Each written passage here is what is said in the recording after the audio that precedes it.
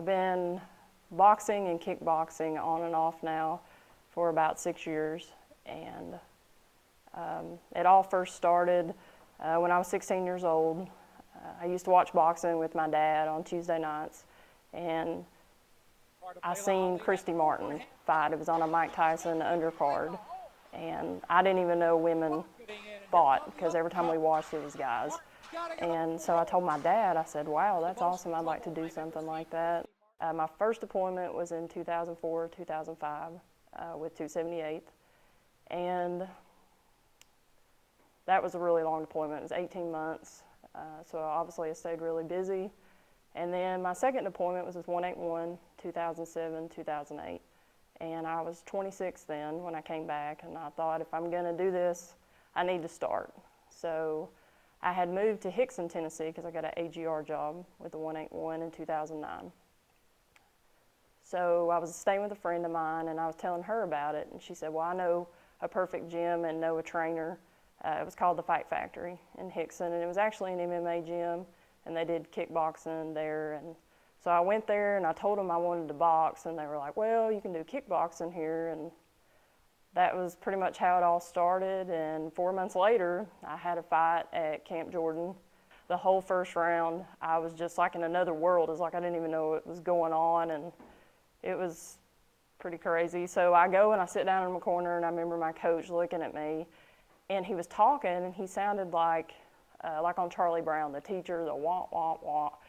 And it was like I couldn't even understand what he was saying. And he finally got in my face, and he said, what's wrong with you? And I remember just looking at him and going, like just shrugging my shoulders. And finally that second round, I got in there, and I snapped out of it, and make a long story short, I won the fight, and it was a good experience. I was a little beat up, but so from then on out, I just kept training, and I had a couple more fights, and I got injured and had to go to a chiropractor, and turned out it was a old injury, and it had started messing with my neck.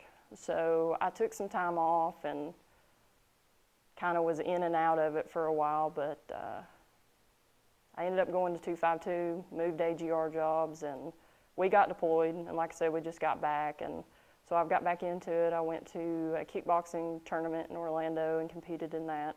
I competed in the championship match. I thought I won, but a lot of other people did too, but the judges don't always see it that way. So that's just part of it, and you just got to keep going. Boxing, any kind of combat sports at all, whether it be MMA or what have you, it takes a lot of discipline. You have to have discipline with your diet because you have to maintain a certain weight, because it's, you know, you fight in weight classes, so you have to maintain a weight. So you really have to have a lot of discipline, and you have to exercise. You know, like I said, I try to every single day, and that also helps because obviously we have to pass a PT test and be an AGR.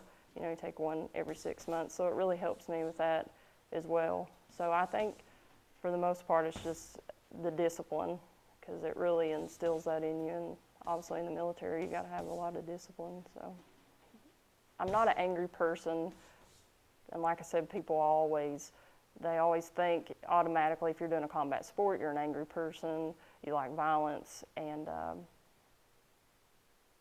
sometimes when you get in the ring, I mean, you have to be a little angry. You have to think things that make you mad, because obviously the other person, you know, they're trying to win, they're trying to take your head off.